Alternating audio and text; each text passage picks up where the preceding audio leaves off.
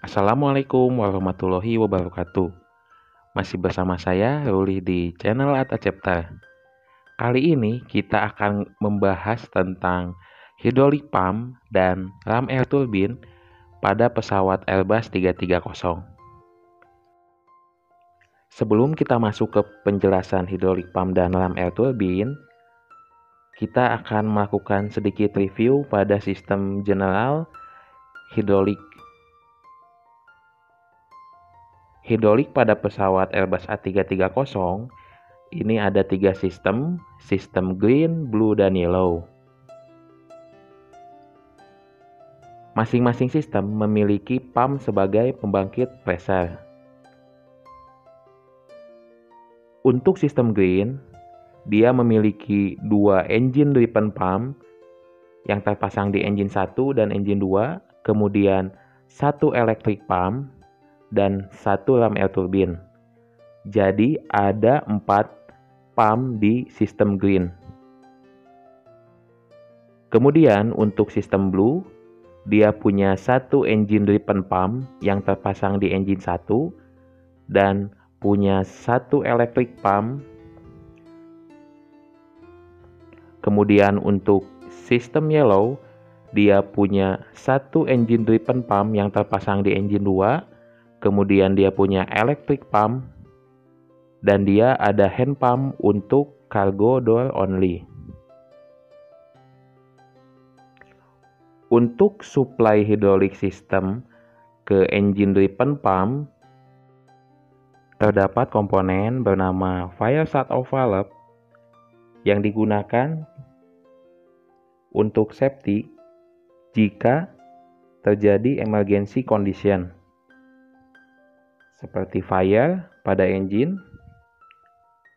atau ketika green system low level.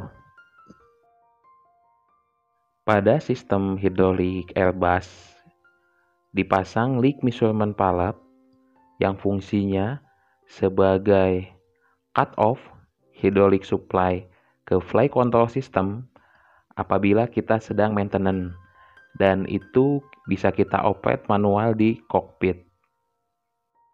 Jadi, pada normal condition, ADP diputarkan oleh engine gearbox dan mensuplai pressure sebesar 3000 psi. Untuk auxiliary power, ada electric pump yang ketika normal hanya digunakan pada saat pesawat on ground untuk memberikan supply pressure sebesar 3000 psi pada saat pesawat maintenance, towing, ataupun cargo handling.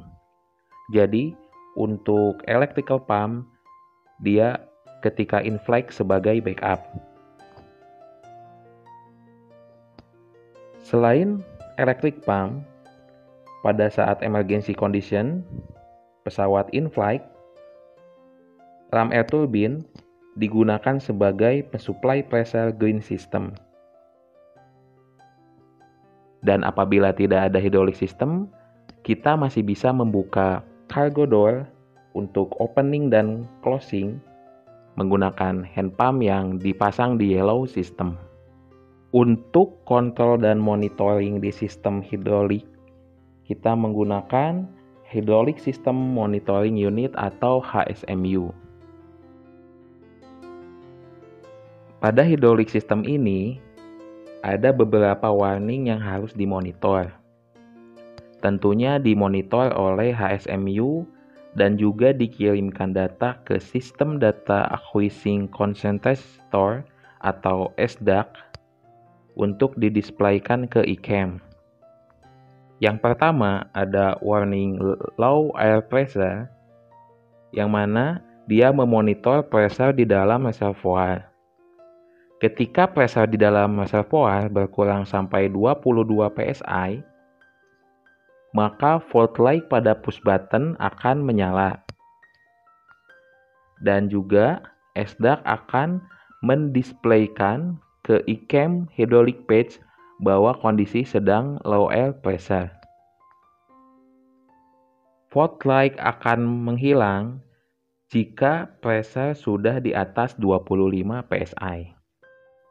Yang kedua, ada low level yang apabila quantity di reservoir sudah low, maka low level switch akan mengirimkan data ke HSMU dan SDAC. HSMU akan memberikan signal fault ke push button hydraulic system. Begitupun dengan SDAC, menunjukkan indikasi pada hydraulic SD page bahwa kondisi quantity hydraulic low. Yang ketiga, ada warning overheat apabila temperatur pada reservoir sudah mencapai 95 derajat Celcius, maka temperatur transmitter akan memberikan data ke HSMU, kemudian HSMU akan memberikan signal fault ke push button dan memberikan informasi juga ke SDAC untuk didisplaykan ke hydraulic SD page bahwa kondisi hydraulik pada reservoir overheat. Selanjutnya kita akan menjelaskan tentang kinerja dari fire shut-off valve. Fire shut-off valve ini berfungsi untuk menghentikan suplai hidrolik dari reservoir ke engine driven pump. Fire shut-off valve ini bekerja secara manual dan ada pun secara otomatis. Tapi untuk otomatis hanya ada di green system. Fire shut-off valve dia akan close ketika kru yang di kokpit merilis engine fire push button, baik itu engine 1 ataupun engine 2. Dan dia akan close automatic ketika low level di reservoir green system, yang mana kuantitinya kurang dari 8 liter. Dia akan automatic close selama 150 second. Dia close untuk memastikan bahwa tidak ada kerusakan hidrolik pada engine. Dengan cara bagaimana? Sambil menunggu 150 second, dia memastikan bahwa blue dan yellow system tidak low. Sehingga confirm hanya si green system saja yang bermasalah. Kenapa green system ini dipasangkan otomatis? Karena green system fluid yang ada di reservoir, hidrolik fluidnya juga digunakan oleh ram air turbine ketika keadaan emergensi. Jadi jangan sampai fluidanya kehabisan apabila terjadi fault di engine hidrolik green system. Setelah dia close karena otomatis selama 150 second, dan jika blue dan yellow reservoirnya tidak low, maka fire shut-off valve akan reopen untuk lubrikasi EDP agar engine driven pump tidak rusak. Meskipun dia open kembali, EDP green system yang terjadi masalah ya, baik itu di engine 1 ataupun engine 2, EDP depressurized solenoid akan tetap energized, sehingga fluida hidrolik yang di reservoir green hanya digunakan untuk lubrikasi. Jadi EDP-nya tidak digunakan untuk menghasilkan pressure. Flight crew tidak bisa reopen fire shut-off valve in flight, baik itu yang close secara manual ataupun close secara otomatis.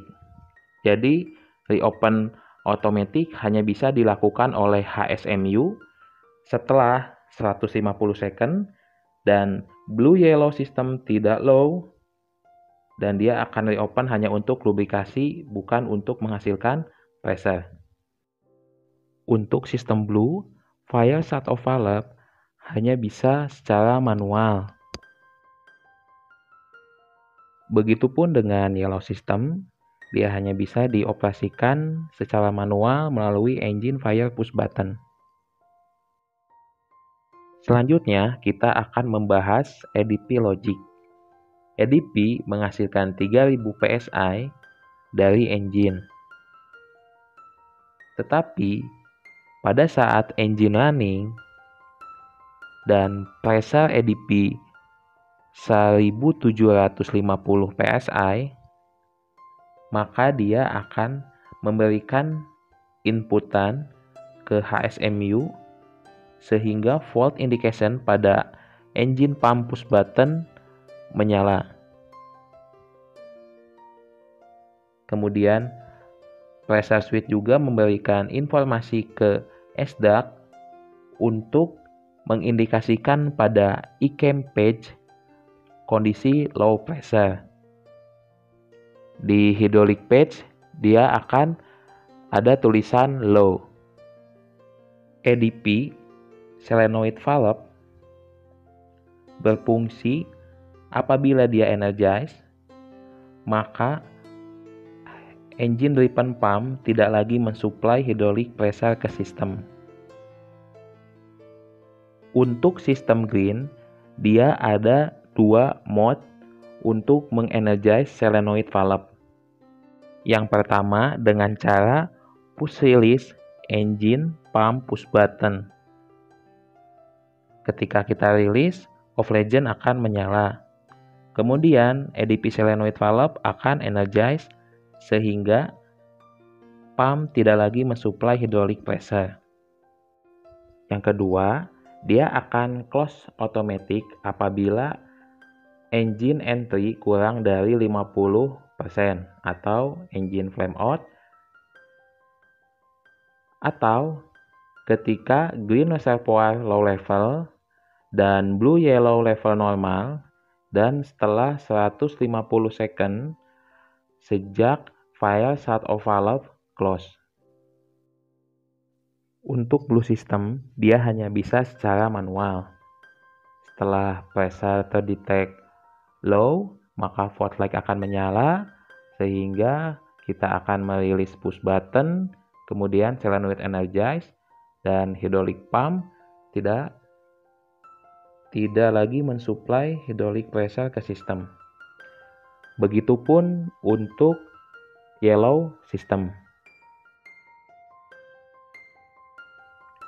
Untuk elect pump logic operation, dia ada dua mode. Ada manual, ada auto start. Ketiga sistem ini hampir sama. Bedanya hanya pada saat auto start. Untuk proses elect pump logic operation, kita cukup fokus pada push button position, push button light indication, kemudian ECAM, SD page bagian hidrolik. Yang pertama, kita akan bahas elect pump untuk manual start logic. Jadi cukup gampang, kita tinggal push elect push button pada panel hidrolik, maka pastikan on legend berwarna biru akan menyala. Kemudian 28 volt DC dari bus 1 akan dikirimkan ke HSMU, dan HSMU apabila tidak ada masalah maka akan mengaktifkan elect pump melalui RCCB dan CUDU.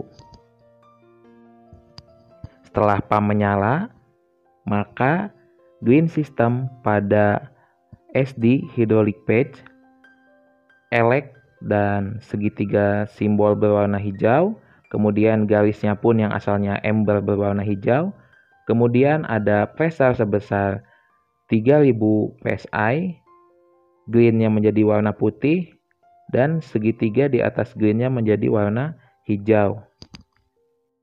Untuk manual start, untuk sistem blue dan yellow itu sama seperti sistem green, ya, baik indikasi push button ataupun di hydraulic SD. Selanjutnya kita akan membahas elect pump bekerja secara otomatis. Jadi dia di HSMU ada auto start logic, ya, yang mana ketiga sistem green, blue, dan yellow itu berbeda-beda.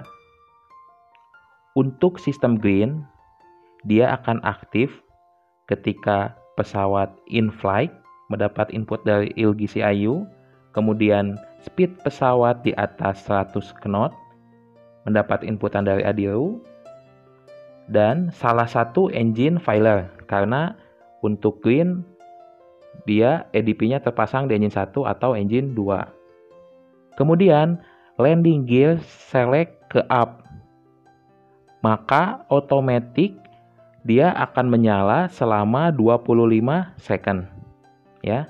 Jadi syarat auto operate untuk green elect pump adalah in flight, speed 100 knot, salah satu engine failure, entry di bawah 50%, kemudian landing gear select up, maka dia akan otomatis menyala selama 25 second. Dan on legend pada elect push button hidrolik akan menyala meskipun kita tidak mempush. Dan di iCam HD pack bagian hidrolik, pressure akan muncul 3000 PSI, ya, seperti yang elect pump manual start. Kemudian untuk logic elect pump automatic start untuk blue system adalah pesawat sedang in flight, kemudian speed di atas 100 knots, engine 1 failure, entry di bawah 50%, dan FCPC 1 atau FCPC 2 inop, dan flap slide level tidak di posisi 0. Maka blue elect pump akan start secara otomatis. Kemudian di hydraulic elect push button akan menyala on berwarna biru. Dan di iCam hydraulic SD page, pressure blue system akan 3000 PSI disuplai oleh elect pump. Yang ketiga, kita akan membahas untuk automatic start yellow electric pump. Yang pertama, dia harus posisi flight condition.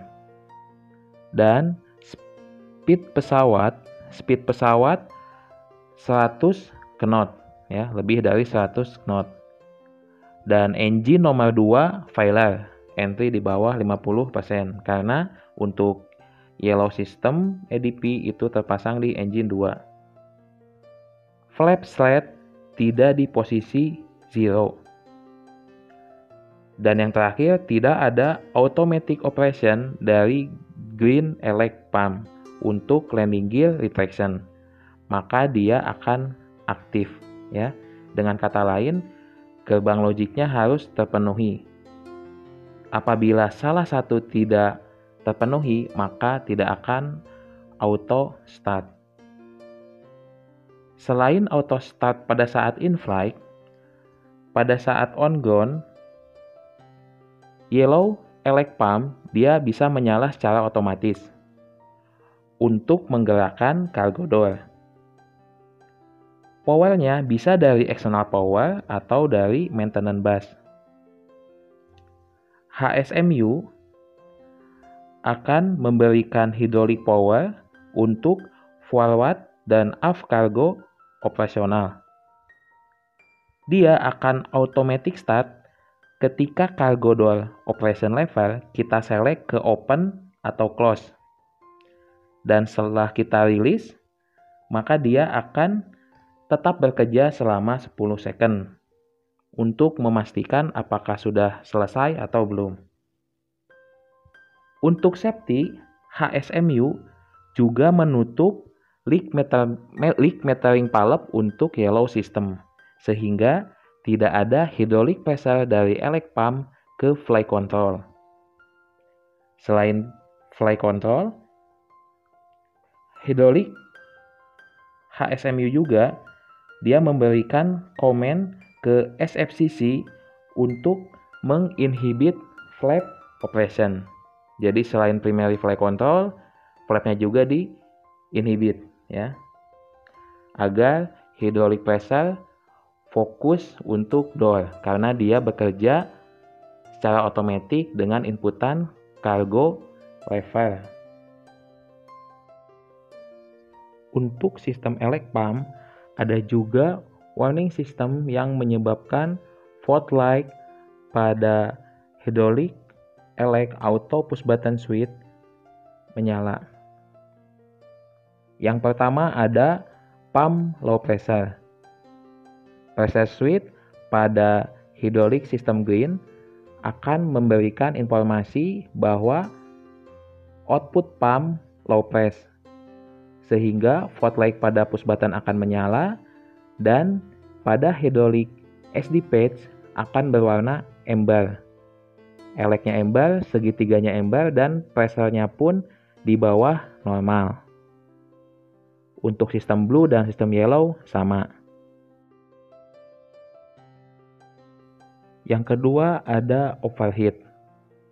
Ketika terjadi overheat, maka sensor overheat pada pump akan memberikan info ke HSMU. Kemudian HSMU akan melepaskan power melalui ACCB sehingga pump tidak operate. Low press signal juga memberikan info ke HSMU untuk didisplaykan ke iCam SD patch. Begitupun fault legend pada hydraulic auto push button, faultnya dia akan menyala. Untuk sistem yellow dan sistem blue sama. Fault yang terakhir ada current unbalance. Jadi, apabila CUDU mendeteksi adanya phase unbalance pada electrical 3 phase, maka dia akan menginformasikan ke HSMU sehingga HSMU tidak lagi memberikan power ke CUDU sehingga pump mati. Kemudian low oil price pada pump juga akan menginformasikan ke HSMU untuk menampilkan low pressure pada hydraulic SD patch. Dan fault pada push button akan menyala. Untuk current unbalance, sistem blue dan sistem yellow sama. Untuk pembahasan terakhir pada video kali ini, kita akan membahas tentang LAT logic, ram air turbine logic. Dia memiliki dua deploy solenoid. Deploy solenoid pertama itu akan energize ketika kita mengextend LAT secara manual. Kemudian LAT bisa juga deploy secara auto atau bisa extend secara otomatis dengan syarat pesawat in-flight. Apa sih syaratnya pesawat in-flight? Yaitu ADIRU mendeteksi kecepatan pesawat lebih dari 100 knot, kemudian LGCIU mendetek pesawat flight condition, baru dinyatakan pesawat sedang kondisi in-flight. Jadi itu syarat pertama. Syarat keduanya, total engine flame out.